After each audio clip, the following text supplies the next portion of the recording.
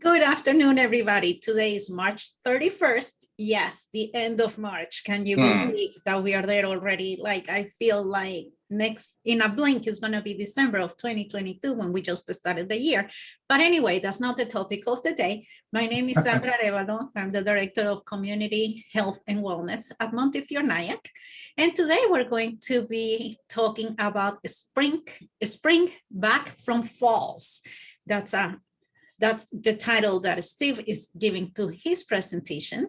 And we're going to be talking about, falls and how you treat them and how you avoid them, especially, and why it's important to avoid falls for a lot of us, because, unfortunately, it's one of the lead causes for emergency visits in the hospital. So we really need to know how to treat ourselves better.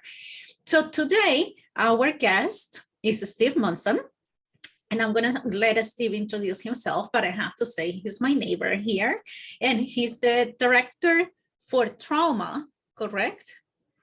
Yeah, trauma program manager. So yes. Exactly. So Steve, tell us a little bit about what that program is about and what you do in the program. Okay, yeah, I got a slide for that in a little bit, but I'll give a quick one now. Just basically, the trauma program at Nyack, we are certified trauma center through the state and also nationally. So we have to have a trauma program to monitor basically everything that happens within the hospital for trauma patients. So every day I keep track of what patients were brought in and admitted to the hospital, and we keep a database of all the trauma patients. That's why I know the falls is a major problem, because I see how many patients get admitted with falls every day. It's not just here, it's nationally. It is the number one cause of hospital admissions for trauma, which is injuries, in the country. So everybody's focus in the trauma world is on falls. I mean, it used to be back when I was working in ambulance, the big thing then was motor vehicle accidents. We had a lot of fatalities, a lot of deaths from motor vehicle accidents and serious injuries, but that's gotten so much better with the airbags and the seat belts and people wearing seat belts. So, falls has become the big focus in the injury prevention world. So are you trying to say that we're safer now when we're driving a car than when we're walking? Probably, yes. Things have changed.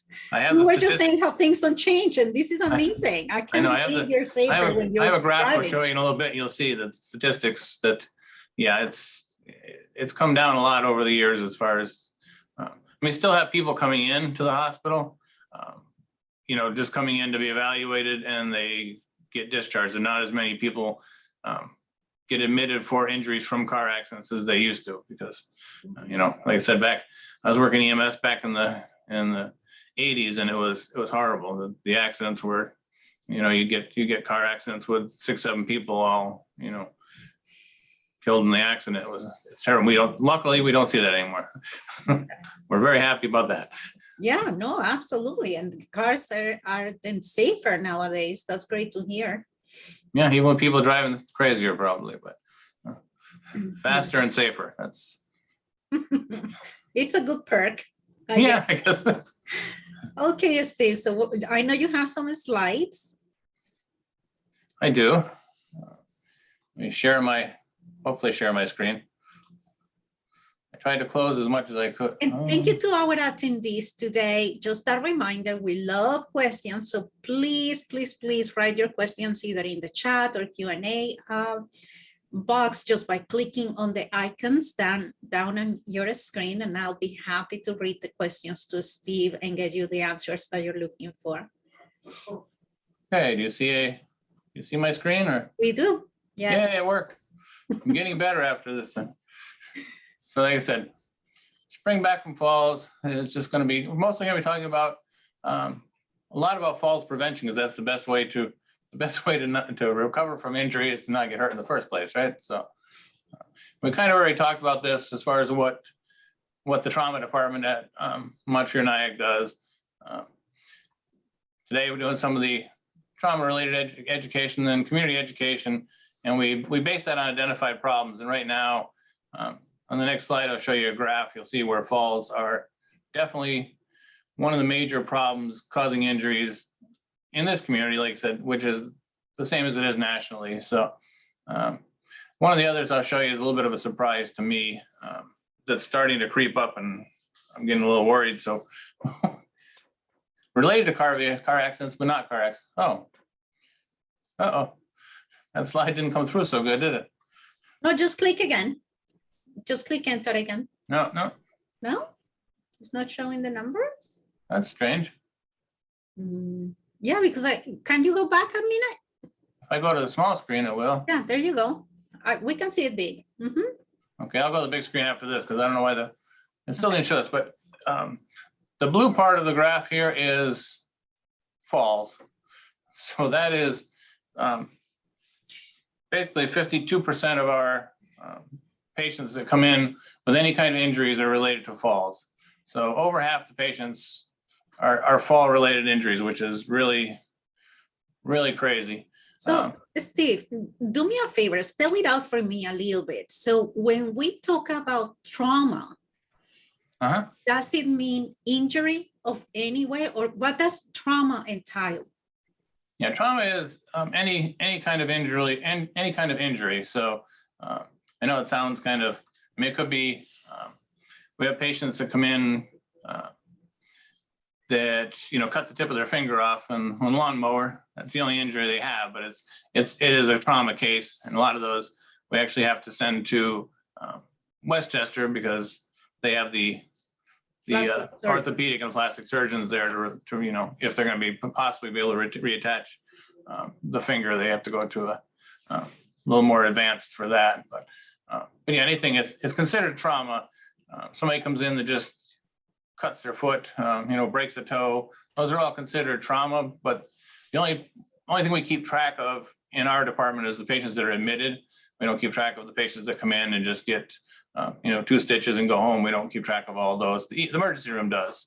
They're in their numbers, but they're not in the trauma registry. The state and national only want to keep track of admitted patients, which they consider, if patient was admitted, it was probably a little more severe, so it was worth keeping as a number. So it's like a major injury, right? And what does it make? I don't even know how to ask it. What does a major injury look like? Like, where is the cutoff? Like you just said, if I just cut my finger a little bit and you do 2 stitches, that wouldn't be considered. But like, right, what will be considered trauma to be coming into this graph, let's say? This would be anybody that was either admitted to the hospital. So that this graph is patients that were admitted to the hospital or transferred to another trauma center, which would be, the closest is Westchester. We're level 3 trauma center because we're a more community hospital. So we have somebody available 24/7 for trauma. But if they need more specialized trauma, we do have we have a neurosurgical team here, but sometimes they need a more advanced, monitoring after the case. So we don't have a dedicated neurosurgical intensive care unit like they would at Westchester. So if somebody's going to need, more monitoring for a longer time afterwards, they may go to a higher level of trauma center. So these are patients that we admit here or transfer to a higher level of care. And also patients that what we have is a system where we have activated traumas. If anybody's been in the emergency room and they hear, trauma level 1 or trauma level 2, when we know somebody's coming in that has, if somebody's coming in from a car accident and the only thing they have is they said they hit their head and they're alert and they're oriented and they're doing okay, that's not an activated trauma. We'll take care of them when we get here. But if somebody's coming in and they're unconscious from an accident, or they're having abdominal pain or chest pain, that would be, a level 2 trauma because there's a possibility of hidden injuries, stuff that we're not going to see that could be life-threatening. So just to be careful, we activate the trauma team that brings the trauma surgeon. CAT scan comes down, they're ready to go. X-ray, or they clear off their table. X-ray is ready to go. Bunch of people come down. We get respiratory. Whole bunch of people on the team are there when the patient gets there. So things go faster that way. So So that's for anything that's coming in that we think is possibly a serious injury. And that's, you know, based on what the EMS people tell us. So that's really important what we get from them for information, and from the patient. It's best if the patient, you know, is honest about what's going on with them too. You know, I know if a lot of people are probably like me, you want to just downplay anything you have going on and say, no, I'm fine. But if you're not fine, don't tell the ambulance you're fine. You know, if you have real bad pain in your abdomen or your chest, or you're dizzy or whatever, you know, you got to let them know that, because it can make a big difference on how you're treated and how quickly, you know, you're treated too. So that's what these are. These are those three categories. These aren't the patients that come in. You know, if I came in from a car accident right now, and I had neck pain and they did x-rays and there's nothing in a CAT scan, and there's no broken bones and there's no obvious nerve damage, and I get released, you know, with some muscle relaxers and anti-inflammatories, or maybe even a neck brace, and said, you know, I'm going to follow up with an orthopedic doctor in a week or something, that wouldn't be in here, because this is just, you know, admitted and transferred patients basically. So.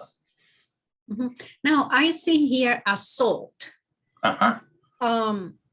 Is this any type of injury due to an assault? Meaning, for example, if you were pushed hard and you're not feeling well, or as well as stabbed or gunshot, or will they go in different categories too?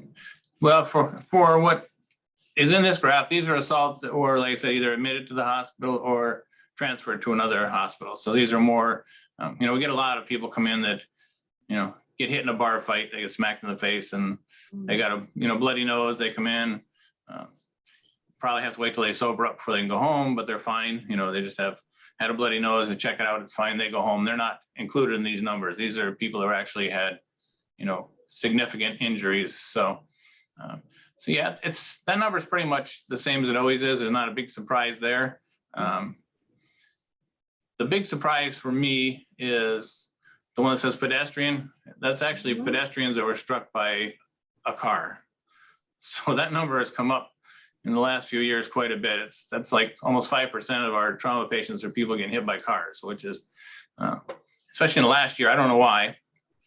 It's probably gonna be my next project, is looking into why we're getting so many people, you know, struck by vehicles. It's not much has changed, that, you know, as far as population in the state or in the county, or, you know, no new roads, no real changes in the rules or anything, but all of a sudden we're getting this spike in people that are getting hit by cars. So that kind of worries me, because those are usually not good outcomes. You know, if you get hit by a car, I mean, some of those are people.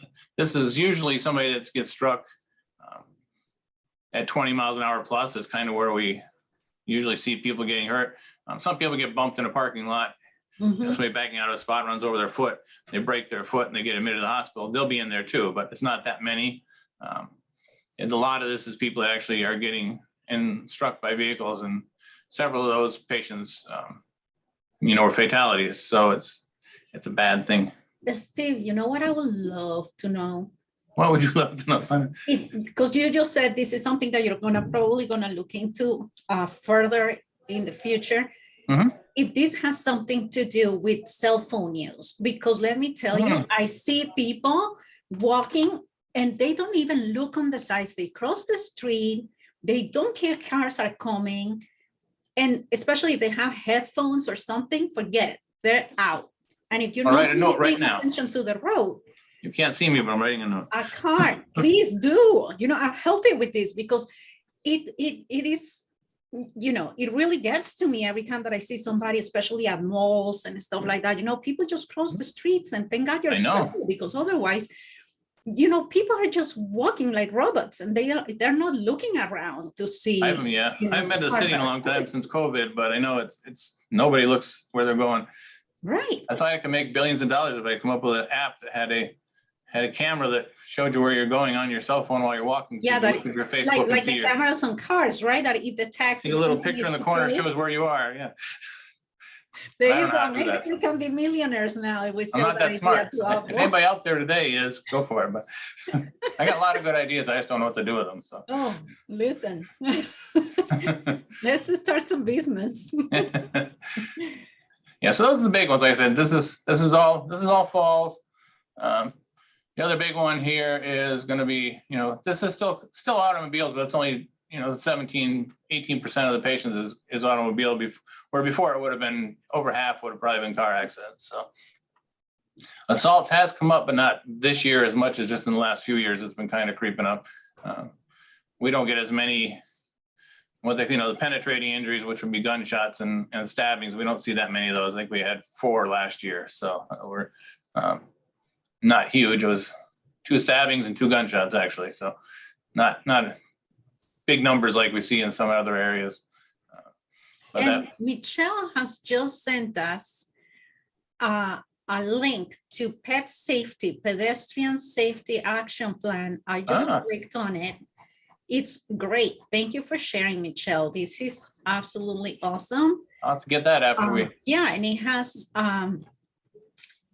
key steps, focus communities, and it has the number of pedestrian crashes in 20 different areas between 2009, 2000. I'll send this to you, Steve. Thank you, Michelle. Good reading material for me. Yeah, she says we have this grant in Rockland, information posted in every bus shelter in the county. Hey, listen, we just got another partner to our research. There we go. Michelle, I'm counting on you. Oh boy, don't worry about it, girl. We won't be that mean, no. No. Let me see if the rest of this works with a, oops. Okay, oh, now it comes up, okay. The falls doesn't show still, but it came up on the graph anyway. But okay, and then as far as the other thing I didn't have on here broken down though, but there's basically 2 big classifications of falls that we see. The biggest one is 60% of those patients that come in were just tripping and falling. Patient just one way or another just tripped and fell. So there's no, they don't say, we don't break it down into what they tripped over, but it's just trip and fall. And 20% of those patients were on the stairs. So we'll look at some stuff about, avoiding some of the hazards in the house on tripping and also stairs in a few minutes here. But just a quick graph here. I'm not going to spend a lot of time on it, but you can see the age group. Once you get into the 30s, it starts shooting straight up until you get up into the 85 years plus. So we're really at like 76% of the patients we see that fall are over 65 years of age. So it's nice we actually have numbers that high. I mean, we have a lot more people that are 85 plus that are still alive to fall, which is great. So, but we still need to work on not getting injured because, the older you are, the more serious it is when you fall. So. And the big thing out of the falls that we see is hip fractures is one of the big reasons for admissions. So out of all the patients we had admitted, that's out of that whole graph of, I think I had 464 patients, 37% of those were admitted and had a hip fracture. So it's a lot of hip fracture patients in a year.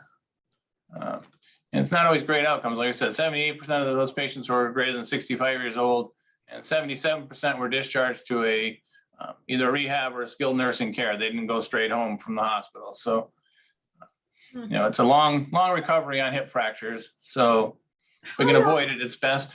How long do you think it takes to recover? I know it depends on every person, but yeah, it depends on every person. If somebody's healthy, no real other medical issues, and they were active before they injured themselves, they'll probably be in the hospital after surgery for maybe 2 or 3 days only, and then maybe go to a rehab center or maybe home with home health, just somebody to help them a little bit. So recovery period's pretty quick if somebody's is healthy to begin with, but if somebody has underlying any kind of underlying medical conditions, or they weren't real active before the injury. We see patients sometimes don't get out of the hospital for weeks, and then they go to a rehab center or a nursing center for a couple more weeks. So to months, it could be months, and maybe unfortunately some people just don't ever really recover from the hip fracture, or not to the point where they were before. They're not and there are some people that don't survive. I mean, we have Absolutely. patients that are, I had a couple of patients recently, 98 years old, that broke their hip and go to surgery. Luckily, they survived, but you're always really worried about patients that are, over 90 years old that are going into surgery for anything. And a major surgery like hip surgery is another one.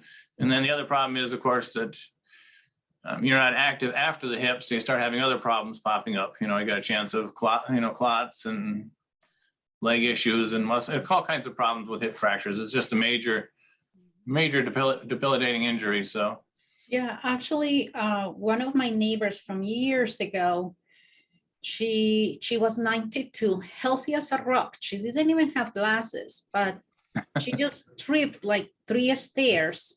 I cannot even say she fell. She just kind of tripped, and she broke her hip, and she died 4 days later. That's bad. Yeah, she was 92. Yeah. A lot of things that I said a lot of things that are associated with it, not even necessarily just the fact that the hip was broken, right? If you have chronic respiratory problems, COPD or CHF or something, and you have to go get, anesthesia, and then the recovery time afterwards. And it's just so many things come into it. It's just hip fractures are terrible things to deal with. I just would like to avoid them as much as possible here. Right? Avoiding injury is the best way. So. Mm-hmm. And then nationally, they said every year 2.5 Americans are treated in emergency rooms after falling. So it's a big problem everywhere. 1 out of 3 older people fall each year, not necessarily injured, but fall. And falls are the leading cause of fatal and non-fatal injuries for people over 65. So I said that's most of our, over half of our injuries are falls, so that makes sense. They say inactivity is one of the big things that can lead to falls or influence falls. So falls are not a natural consequence of aging. Generally, if people stay, more active, they're less likely to fall. There's always going to be something there's other factors that are going to get you, but staying active and keeping good balance is going to help a lot and overall in the avoiding falls, and definitely avoiding major falls that cause a lot of injury. So the other things they say, there are ways to prevent falls as we age. The things they say, stay physically active is a big one. Have your vision and hearing tested regularly. Mm-hmm. Keep track of what medications you're taking and, know the side effects of them. If it's something new, especially if you just started taking a new medicine, things people don't think about. And that's what we see in the hospital. Patients that fall while in the hospital is another big problem because, there's a lot of things going on there that affect your, you wake up, you're not sure where you are, it's dark, and you're taking different medications, even things like, diuretics, for water pills. If you start taking that, you don't realize how many times you're going to get up in the night to have to go to the bathroom, and you may be in a hurry because you didn't know how bad it was going to be. Sometimes it's those, it's that I woke up and I got to get to the bathroom right away, and you just get up and go and, trip over something, or trip and fall. It's just things you don't even think about with medications. So it's good to know about those ahead of time.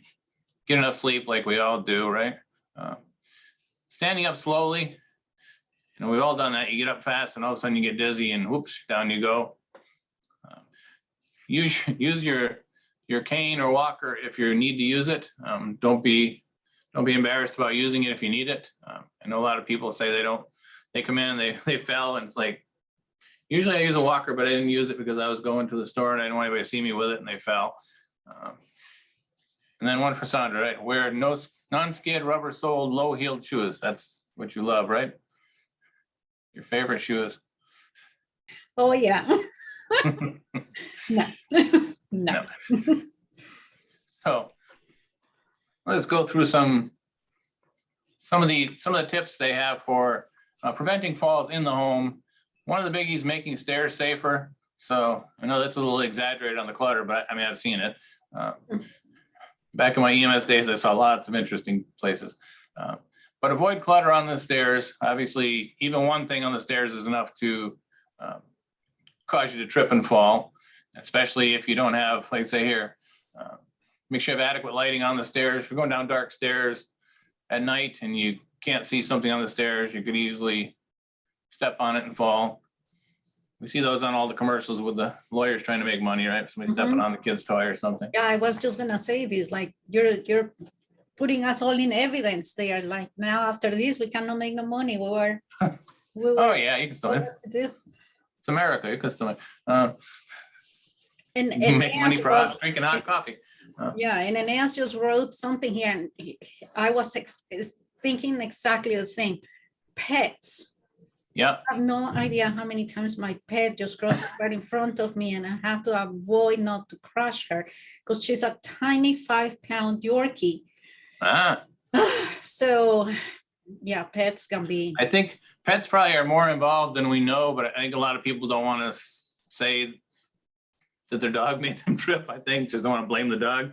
We do have people that come in that, say they were walking the dog, got tangled in the leash or whatever, but or get pulled down by the dog. But yeah. So lighting's a big thing. Handrails is another thing. Make sure you have handrails that are the right height. They do recommend having rails on both sides of the steps, but at least one side to hold on to.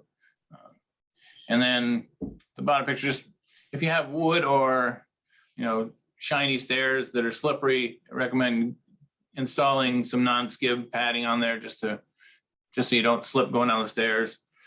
They do make a lot of nice ones now for non-skid padding. It looks really pretty, but I don't think I would get the uplights necessarily on my lights, but it was a good picture for lighting. So yeah, it is nice.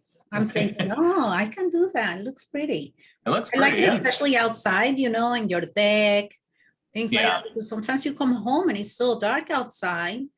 So those we put some little solar lights out in the garden that light up the stairs area because it's just that's dangerous.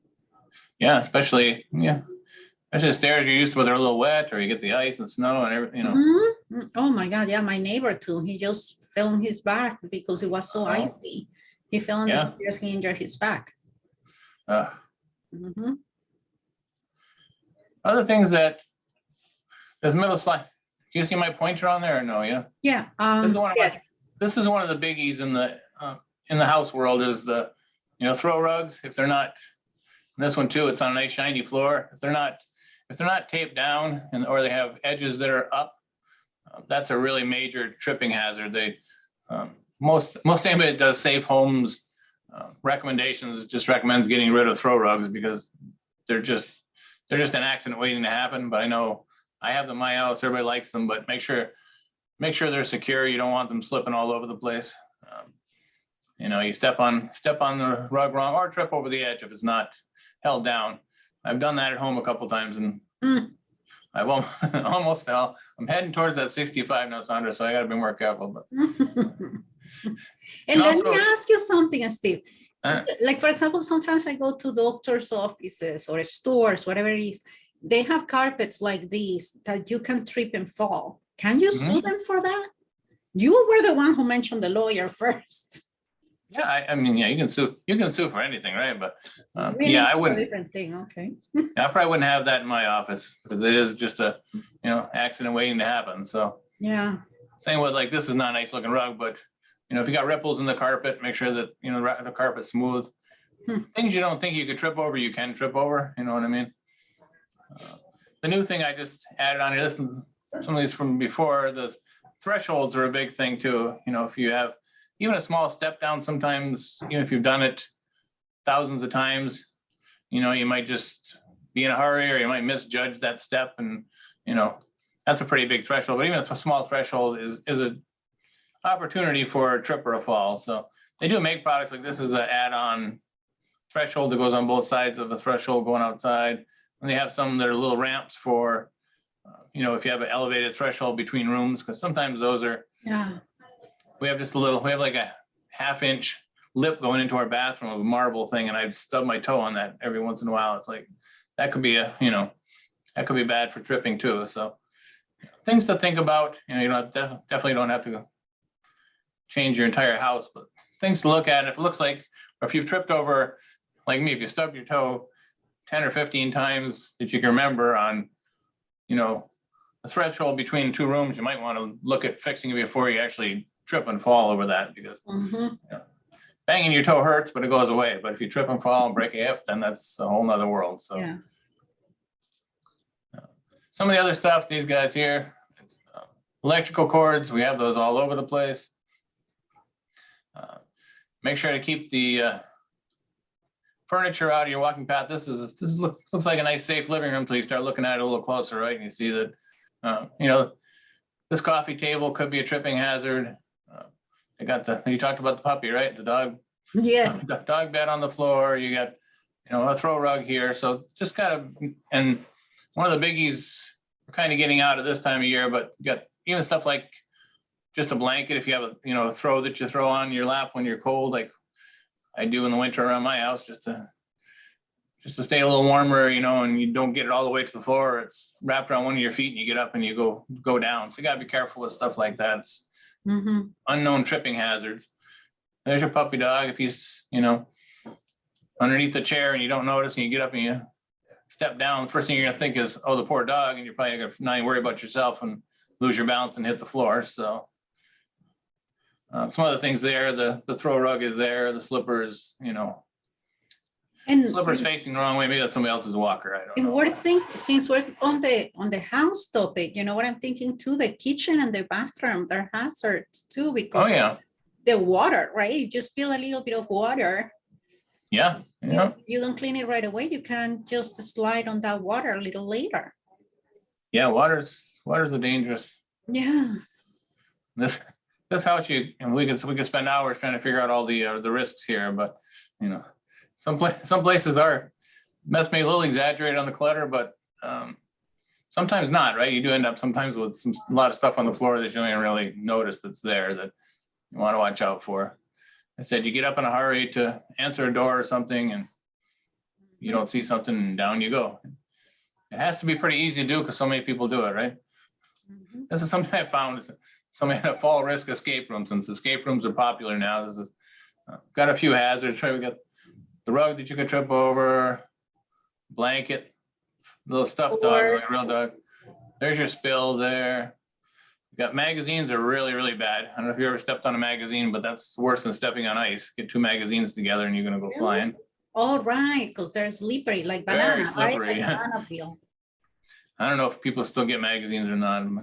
I've gone all digital, so I don't worry about the thing. Yeah, and the children toys, we just got that comment. Let me tell you, I broke one of my toes when my daughter was baby because of the toys. She left it on the floor. I didn't see it. I didn't want to break it, and I broke my toe. Yeah.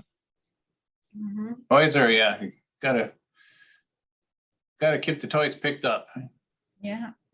One of my bosses at the ambulance was a little excessive. He only let his child play with one toy at a time, then they had to go put it back and get another one out. But it's good to not have toys everywhere. That's a good. Yeah, that actually worked for me until she was like 12. Now she's 18. She doesn't put nothing away. Yeah, you don't want to do that. There you go. You're talking about water, right? If you do spill something, wipe it up, which I'm sure most people do. But yeah, water could be very slippery on it, especially like you said, kitchens and bathrooms are really bad because you have tile or you know, linoleum or some kind of floor that's really slippery to begin with, and then you throw water on top of it and it's really slippery. This is what I see all the time. If you do use a walker or cane that's made with rubber tips, you know, use rubber tips. Helps balance. We got one here. Everybody loves the tennis balls on the walkers, which is kind of nice. I mean, walkers are usually made. This one doesn't have the wheels in front. A lot of the walkers have wheels in the front and the rubber in the back. You're supposed to lift the back up while you're walking. Then when you stop, you know, put the support down. But if you have rubber balls in the back, you really don't have great support on the back, you know, the back legs. So we see people, sliders or walkers, get away from them because they slid out from underneath them with the rubber balls or the tennis balls. And then the canes, you know, a little bit better cane with the either 3 or 4 legs is a little better support for, you know, walking with what's that one they had, the hurricane, right? With the, it stands up on its own. These are kind of nice because they do, like I said, they do stand up on their own also. If if you sit down, you can leave it sitting next to the chair. It doesn't have to slide down onto the floor and become a tripping hazard as well. So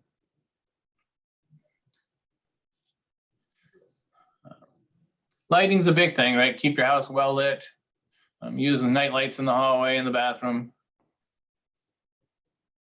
And this is the one in my house I wish we could get, but I have somebody who likes to move items you use most frequently to the lower cabinets. Mm-hmm.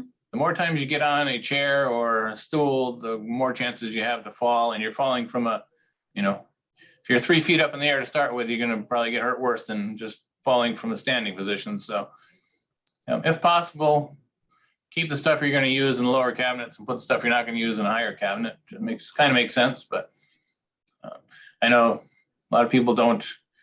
Some people rearrange their cabinets like probably once every couple of days. Some people don't ever do it. So some things to think about though. If you find yourself getting a stool to get something down weekly or something, maybe you want to move that item down to where you can get it easier. So especially when you're like 5'2". Especially when I'm 5'3", but 5'3". Oh, yeah, you can pick on people that are 5'2" then, right? That's you're 5'3", but yeah. So you probably get up on the cabinet and get in, right? Get on the counter and get in I there. keep a step stool in the kitchen. That's a I do. good I thing. have to. Step stool is good. That's what it was made for, but not chairs or No. whatever else people are gonna to find to climb on to get up higher.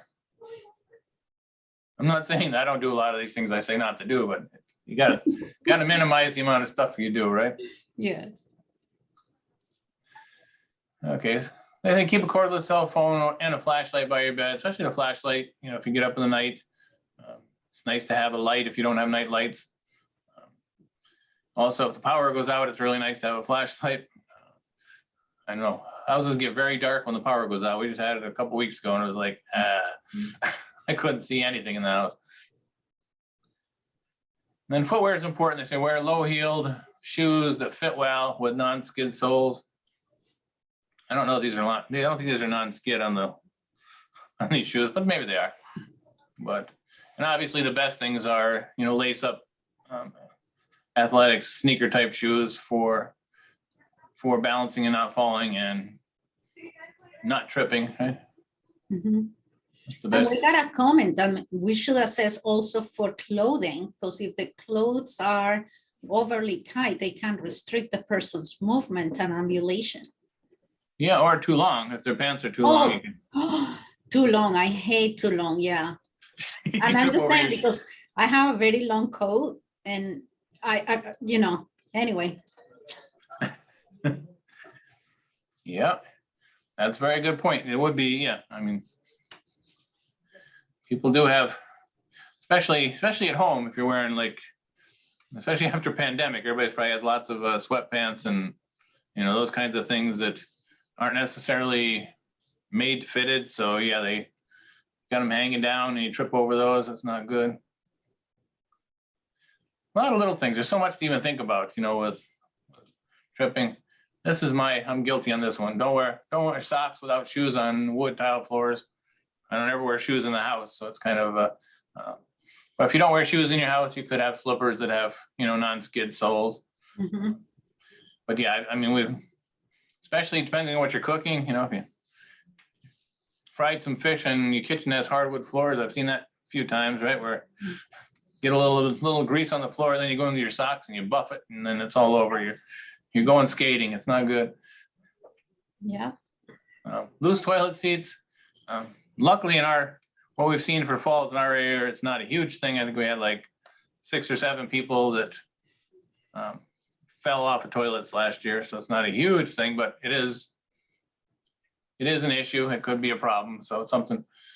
Even 6 less falls would be great, right? So yeah, we'll take whatever we can get. Then the area that we do see falls, it's understanding the bathroom is another area that you don't really realize how slippery things can get, especially you're in a shower or in the bathtub. You're getting out of the tub, you lose your balance and fall. It's it's a hard surface. You're falling into the tub or onto a tile floor. You're wet.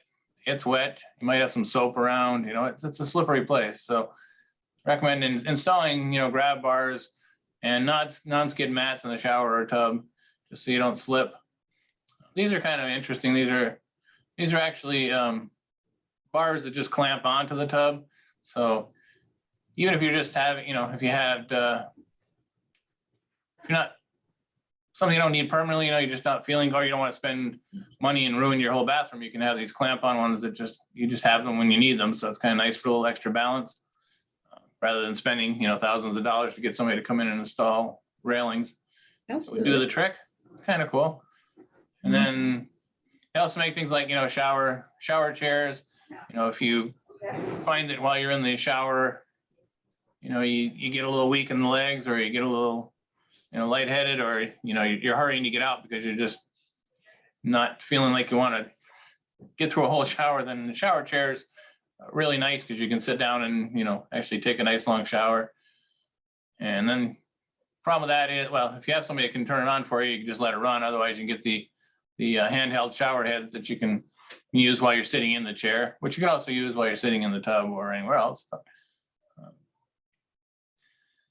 shower chairs, you gotta have a decent sized shower though for a shower chair, right? It's not gonna, might get a little crowded in a regular small shower, but they make different sizes, different shapes and different things. There are lots and lots of assistive devices out there now. So are any of these covered by insurance by any chance? That's what I was just gonna say. I think, you know, some things are, you'd have to, you know, the doctor would have to sign, have to talk to your doctor, probably get a prescription for, you know, some of the stuff, and go to a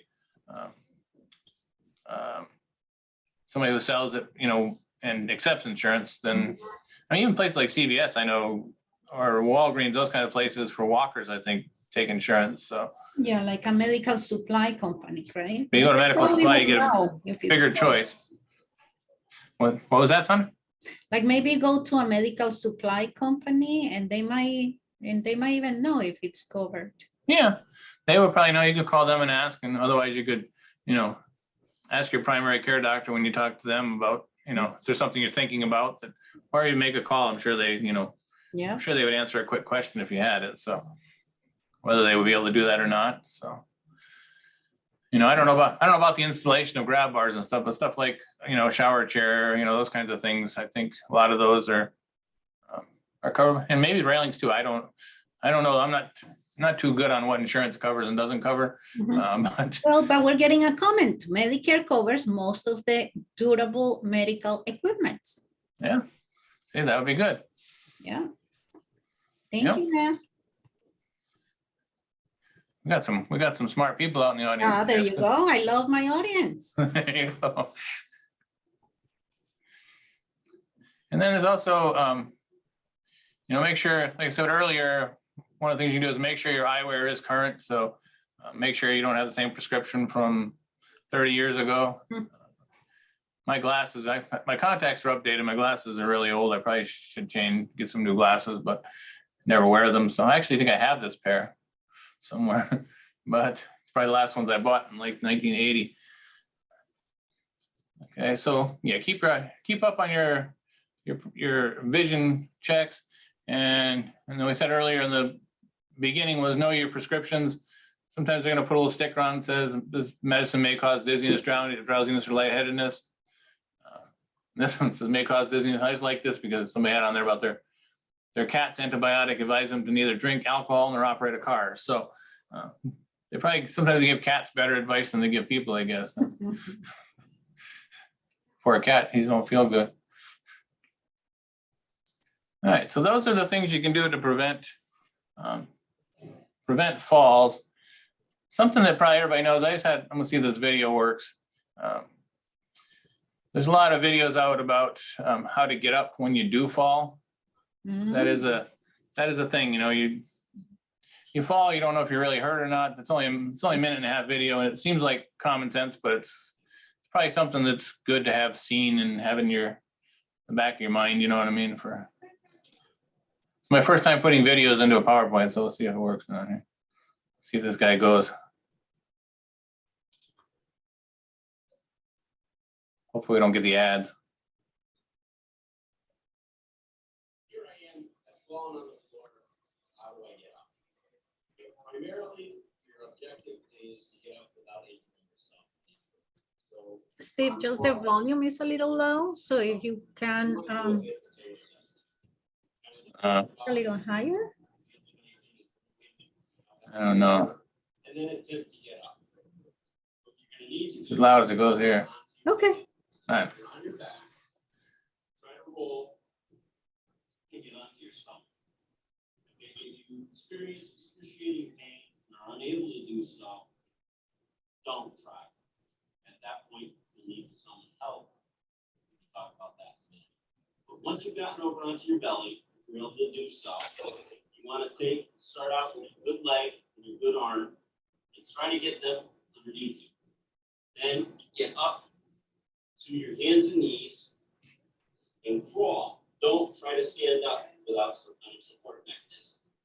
Move over to a chair, set of stairs, coffee table, anything that you can grab hold of, and then work yourself up, always maintaining 3 points of contact at least. Then go over, and then pick yourself up. Use your good leg. If you have a bad knee, keep the bad knee on the floor. Even if that hurts more, want to have the good knee underneath you. Pick yourself up and turn yourself into a chair. Once you're up in a chair, you can reassess the situation and then see if you're able to walk away. What if you don't have a chair nearby? Like you said, you could, if you have anything that looks like it could Yes. help you, if you have if you can crawl to the stairs, if you can get to any, something sturdy. I wouldn't grab like a lamp or anything, but if you have to, I guess if you have like a floor lamp that's fairly sturdy, you can use that to help you. The thing is, the problem being, if you don't have anything, you're going to have to probably just maybe go to a wall and use that for some support. The big thing is if you try to stand up from the floor and you don't realize that you got something hurt, you might fall again if you don't have anything supporting you. So then you get two falls, you know what I mean? So it's best if you could find something, a table, or like he said, stairs, anything you can get to and help you if you can. It's not always possible. And if not, then, call for help. Here's another video about calling for help, but that's pretty self-explanatory. Hopefully you can get to your cell phone and call.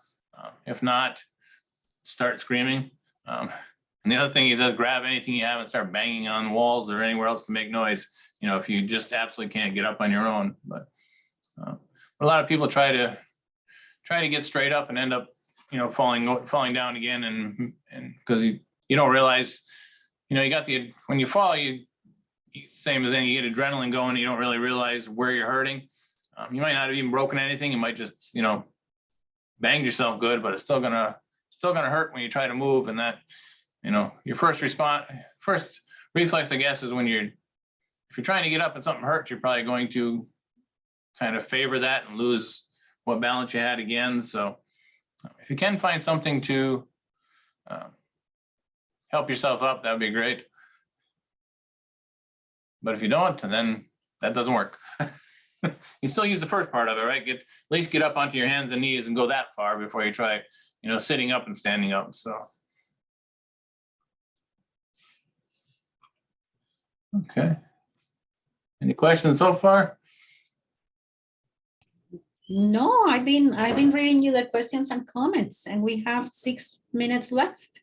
No, we're almost out of time here. I talk too much, Sandra. No. That's why I love having you. I truly do. We talk, there's a lot of things that can happen in falls. The big things, like we said, hip injuries were one of the biggies. The other is head injuries is the other big thing that happens in falls. And we see people come in that aren't sure if they should have come to the hospital or not, and maybe they should have come earlier. Because one of the big things with head injuries we worry about is bleeding, in and around the brain. And you don't have to worry too much about this, but the two things you hear was the epidural hematomas and subdural. That just says where where the bleeding's taking place. Epidural hematomas are, this is the dura, is what it's a membrane that covers the brain. So epidural is epi is above, so it's above that. It's between the covering of the brain and the skull. And there's a lot of arteries in that area. So it's an arterial bleed, which means it's going to bleed faster. And it's going to become serious or even fatal quicker than the subdural hematoma, which is underneath. It's actually in between the brain and the covering of the brain. So not that you need to worry about that too much. That's just a quick in case you hear those terms. The subdural hematoma, a lot of people come in with a subdural hematoma and they get watched overnight and it's not getting any worse and they go home. It sounds horrible. Like somebody says you got a brain bleed. It sounds like, oh my God, I'm going to die. But most of the cases end up just being observed and go home. So the epidural bleeds, it's like, so it's an artery that's bleeding, so it bleeds fast and hard. So a lot of those patients end up going to surgery to get the blood out. The pressure? Yeah, because the blood keeps building, it keeps pushing the brain further and further down and causing, can up eventually, this is, the head is a closed area. So eventually, if you get enough blood in there, the brain has to go somewhere. And unfortunately, it pushes out down through into the spinal column. That's not good. So that's the head injuries. But when do you want to go to the hospital? So if you lost consciousness or became confused after you were injured, you hit your head, you should go to the hospital. If you're involved in a high-speed accident, you should be evaluated, which would be a car or bike accident. The top of bike accidents, because some people really get moving fast on the bikes. Or a steep fall, if you fell down 15 stairs, probably should go get checked. If you're vomiting or feel nauseated, if you feel nauseated immediately after, I wouldn't, because you're probably shook up and you got that adrenaline going, like I said. But if you continue to feel nauseated or vomiting after a fall, you should go get checked out. If you do have trouble with balance after the incident, can't remember things about the injury, that would be basically if you can't remember anything. Obviously, if you're in a high-speed car accident, there's things you're not going to remember every bit of it. But if you just don't remember anything, it's like, I don't remember even getting in an accident, I would go get checked out. If you can't remember everything about it, that's normal. So I wouldn't, obviously having a seizure, or if you start having bleeding coming out of the ears or nose or anywhere else, then I would definitely go to the hospital. And this is really important, but it's really, really important if you're on blood thinners. Patients that are on blood thinners have a much, much higher incidence of having bleeding in the head if you have a, strike to the head. So those patients definitely should get checked out. I'm one of those, so me and my Xarelto have to go to the hospital. So. And if it's a couple days later and you're wondering, I have a headache that won't go away, you should probably go. Any changes in behavior or mood swings, or having trouble concentrating, slurred speech, having trouble reading or writing, you can't really focus, numbness, dizziness, or weakness, difficulty falling asleep or waking up, unless you're having difficulty falling asleep or waking up because you're just stiff and sore from the accident. But if you're just, nothing else is going on and you're just having strange sleep patterns, probably should at least, if you don't go to the hospital, you should at least talk to your physician. Changes in eyesight and any discharge or fluid from the nose or ears, definitely want to go get checked out. So people often wonder, they wait 3-4 days, say, I wish I had come in sooner. So if you're concerned at all, you should get checked out. It can be a serious thing like this, especially if you're on blood thinners. It's bad when people come in, 3-4 days later and they had a bleed going on, and it's like, well, it's gotten so big, really can't do a lot with it, which can happen. So. And I think we ran out of time, Steve. It's 1 o'clock. Well, we're up to it anyway, so. Except for bleeding, that wasn't a big exciting thing anyway. So bleeding's easy. I'll say, put pressure on it. There we go. And I don't have to see blood. That's great. Okay, don't blood on it. Thank you so much, Steve. This was very thank you for having me, and thanks everybody for coming. And entertaining at the same time. I always love having you because trust me, I love the way you talk and explain things, and and everything. And I know our attendees were having a good time too, because they were interacting with us. So thank you That's so good. much. That's what we like to see. Yes, and It'd you be fun to be able know, to just do a Q&A sometime. That'd be fun. But oh, let's do that next time. Let's do that. I'll get in touch with you and Okay. we'll do a Q&A in the second half of the year. That Okay. would be nice. Yeah. Yeah, see, people are saying excellent, very informative. Good. So next week, we're going to be talking about Parkinson's disease, understanding Parkinson's, with one of our doctors here. So please, if you have any interest on Parkinson's or know of anyone who is interested on the topic, I will be sending the link for, to the registration link together with the recording link, so that you can be sharing all this information if you think it's helpful. And I will see you next week. I'll talk to you soon, Steve. Thank you so much for your participation. Okay, have a good one. And thank you, everyone. See you soon. I'm gonna look at those cell phones. Yes, we'll look at that.